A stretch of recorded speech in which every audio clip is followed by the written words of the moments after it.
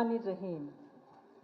আজকের অনুষ্ঠানে সম্মানিত সভাপতি ডক্টর এম এ মতিন, মাননীয় স্বাস্থ্য ও পরিবার কল্যাণ মন্ত্রী সর্দার মোহাম্মদ সাখাওয়াত হোসেন এমপি, সম্মানিত অতিথিবৃন্দ, সম্মানিত বিশিষ্ট চিকিৎসকবৃন্দ, সম্মানিত শিক্ষাবিদবৃন্দ, থ্যালাসেমিয়া যোদ্ধাগণ ও তাদের পরিবারের সম্মানিত সদস্যবৃন্দ, আমার স্নেহের লুবাবা ও স্নেহের নওশিন, বাংলাদেশ থ্যালাসেমিয়া সমিতির সম্মানিত সদস্যবৃন্দ, স্বেচ্ছায় রক্তদান দাতাগণ, সম্মানিত সুধী, আসসালামু আলাইকুম। পরম শ্রদ্ধায় স্মরণ করছি মহান স্বাধীনতার ঘোষক শহীদ রাষ্ট্রপতি জিয়াউর রহমান ও আপসহীন দেশনেত্রী বেগম খালেদা জিয়াকে। আমি বাংলাদেশ থ্যালাসেমিয়া সমিতিকে ধন্যবাদ জানাতে চাই আমাকে বিশ্ব রক্তদান দিবস উপলক্ষে আয়োজিত রক্তদাতা দিবস সম্মাননা 2026 অনুষ্ঠানে আমন্ত্রণ জানানোর জন্য। আমরা আজ যখন আলোচনা করছি তখন বাংলাদেশের 90,049টি গ্রামে, 4,599টি ইউনিয়নে, 503টি উপজেলায়, 64টি জেলায় বহু মানুষ থ্যালাসেমিয়া রোগে আক্রান্ত হয়ে জীবনের শেষ দিনগুলি অতিবাহিত করছেন।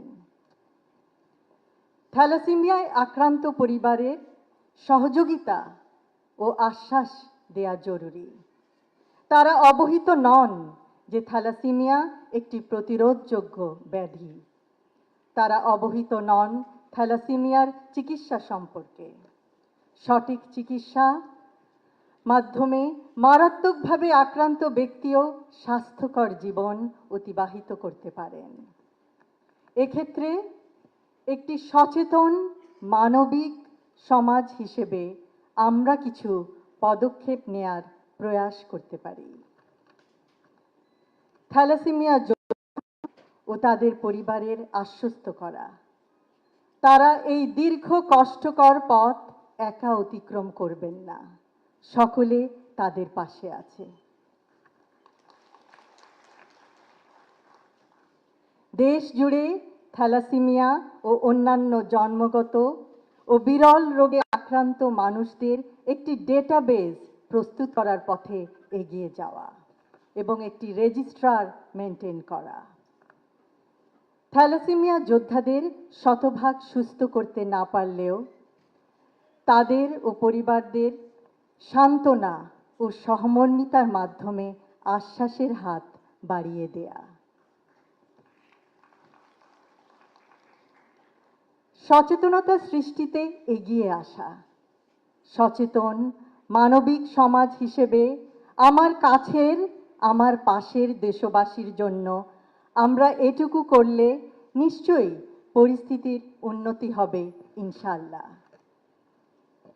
অন্তঃসত্ত্বাকালীন সময়েও স্ক্রিনিং করে শনাক্ত করা যায়। যে কোনো বয়সেই স্ক্রিনিং টেস্টের মাধ্যমে শনাক্ত করা যায়। পরবর্তীতে তাদের প্রয়োজন সুষ্ঠু চিকিৎসা, মানসিক স্বাস্থ্যের সহায়তা, পর্যাপ্ত ব্যায়াম ও খাদ্যাভ্যাস। দেশবাসীকে থ্যালাসেমিয়া সম্পর্কে সচেতনতা সৃষ্টি ও শনাক্তকরণ প্রক্রিয়া চালানো যায় সদর হাসপাতালে, উপজেলা স্বাস্থ্য কমপ্লেক্সে, ইউনিয়ন ও গ্রাম পর্যায়ে। প্রত্যন্ত গ্রামেও উপসর্গ শনাক্ত করা যায়। 1 লক্ষ নতুন স্বাস্থ্যকর্মী নিয়োগের সময় তাদেরকে থ্যালাসেমিয়া সম্পর্কে সম্যক জ্ঞান দেওয়া যায়, অর্থাৎ এর উপসর্গ, চিকিৎসা ও আশ্বস্ত করার পদ্ধতি সম্বন্ধে প্রশিক্ষণ ও অবগত করা যায়। এর মাধ্যমে বাংলাদেশের গ্রাম, ইউনিয়ন, উপজেলা, জেলা পর্যায়ে বহু নতুন ও পুরনো রোগী শনাক্ত হবে। শনাক্তকরণের পরের ধাপে ক্যাটাগরি অনুযায়ী বিভক্তিকরণ: থ্যালাসেমিয়া মেজর, থ্যালাসেমিয়া মাইনর এবং থ্যালাসেমিয়া ট্রেট। চিকিৎসকদের যতদূর সম্ভব সহায়তা ও সহযোগিতা লাভ করলে রোগী ও তার পরিবার অনেকাংশে চিন্তামুক্ত ও আশ্বস্ত হবেন। আমি বাংলাদেশ থ্যালাসেমিয়া সমিতির সকল সদস্যকে আন্তরিক ধন্যবাদ জানাতে চাই।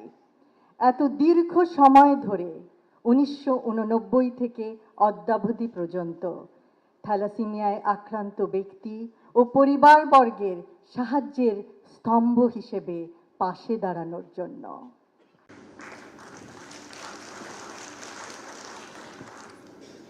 স্বেচ্ছায় রক্তদাতাদের তাদের এই অভাবনীয় মানবিক কাজের জন্য জানাই অভিনন্দন ও মোবারকবাদ। আমি আজ অভিনন্দন জানাই আমার কন্যা জাইমা রহমানকেও, যিনি একজন স্বেচ্ছায় রক্তদাতা। এ যাবৎ তিনি 7 বার স্বেচ্ছায় রক্তদান করেছেন।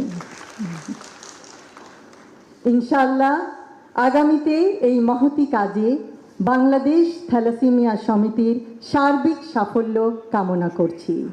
সকলকে জানাই আন্তরিক ধন্যবাদ। আল্লাহ হাফেজ।